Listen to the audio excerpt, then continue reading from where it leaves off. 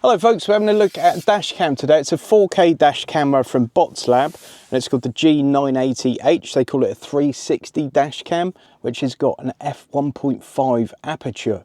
Now, if you're not a photographer and you haven't got a clue what I'm talking about, that means the lens can let in more natural light, and also the chipset means that it's going to reduce glare at night time. So with some dash cams you'll find that it captures a picture that's fine, maybe a little bit dark still, but when headlights come the other way or a really bright light, it completely washes everything out. This should perform much better at night than some of the competitors. So I will be taking the car out at night and giving you a little bit of nighttime test footage with it. We're also going to do the same thing during the day so you can see what it looks like in the real world. You know, we're not looking at any kind of lab produced footage. This is me sticking it up in my press car that I've got this week and having a little bit of a drive around in it and seeing what we think.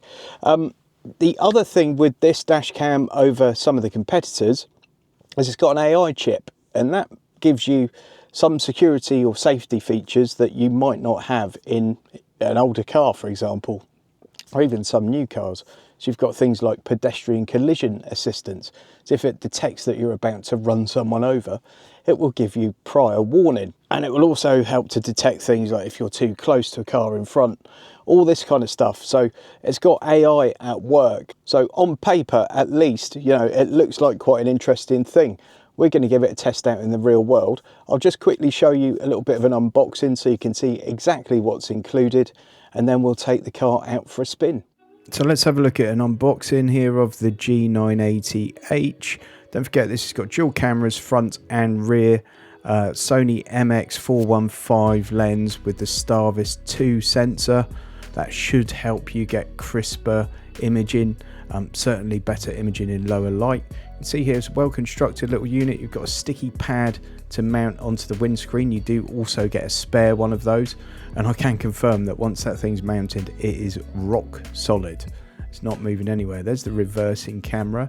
You see you've got a really long cable for that as well, and you'll see in a second there's also a little trim tool so you can hide that away if you're doing a really permanent install. This is the power cable, again nice and long. You can obviously hardwire it if you've got the skills, or you've got a little 12-volt socket adapter for that there with a USB-A on it. They even give you a pry tool for the trim in your car if you are going to do a proper permanent sort of discrete installation. So they have thought of everything. I'm just pointing out the fact it's got AI enhancements in it. More on that in a bit. And you can see the controls there, just 3 little buttons. It feels well built, very good quality plastics, and I have to say at this stage I was mightily impressed. So let's get it all installed into the car, and time to see some sample footage. So here's footage from the forward facing camera. Ignore the time that's on the screen. I didn't bother to set the clock, so it's not 9:45 at night. It's about 4 o'clock in the afternoon. And as you can see, you've got a nice wide field of view. It's a 170-degree viewing angle, which is very generous. They say that goes across 6 lanes of traffic. Now here's that rear view camera. I've got it mounted on the window, on the back window, and the car does have privacy glass. That's just the car that's available to me this week, so it is what it is, I'm afraid, folks.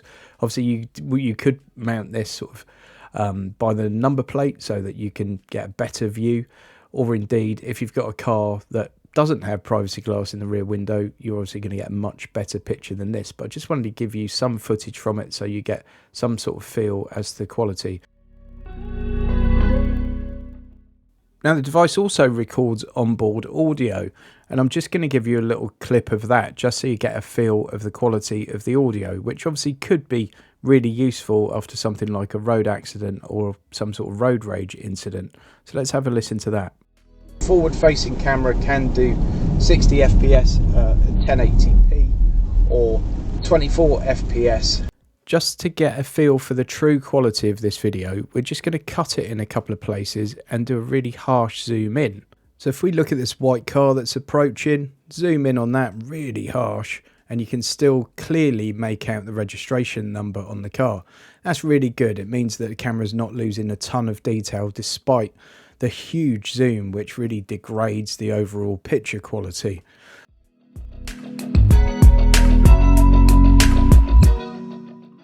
I think despite it being a bit of a glum, overcast kind of day, it's actually done quite well. The colour's really quite vivid. I've got no problems with that picture at all. So let's now have a look at the nighttime footage, which is the real test of any kind of dash cam. So here is that nighttime footage. It looks really quite decent and detailed. Even when the street lights come in, although there's a bit of glare coming from them, it's nowhere near as much as I would normally expect from this kind of camera. Cameras with poor quality sensors often give you a really kind of noisy picture. Sometimes it almost looks like a bit of a crayon effect over the top where the details just getting smudged away. That's not the case with this. I think overall that's a really good effort. To give you some context, this was about 9:30, 10 o'clock at night. So yeah, again, I don't think it's doing a bad job here at all.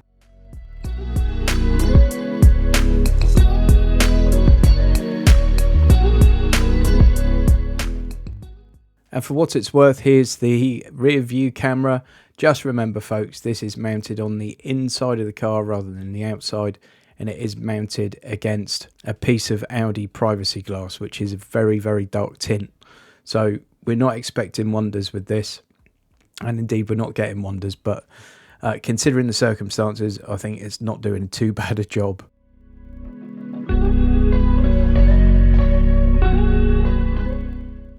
And back to that forward facing camera once again, just to give you a little bit more of a sample of what this looks like at night.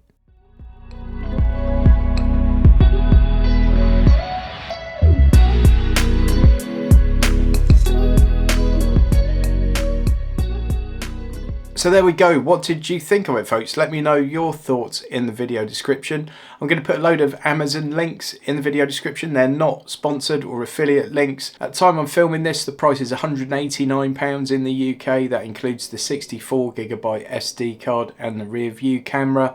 The other markets, there's a link there for US and Canadian customers as well. So go and check it out. You never know, prices go up and down all the time, so check it out. And hope you've enjoyed the video. Please give it a thumbs up if you have. Please subscribe to the channel if you haven't already done so yet. I'm trying to get 50,000 subscribers this year, and I'd like you to be one of them. And please come back for more. Thanks for watching. See you on the next one.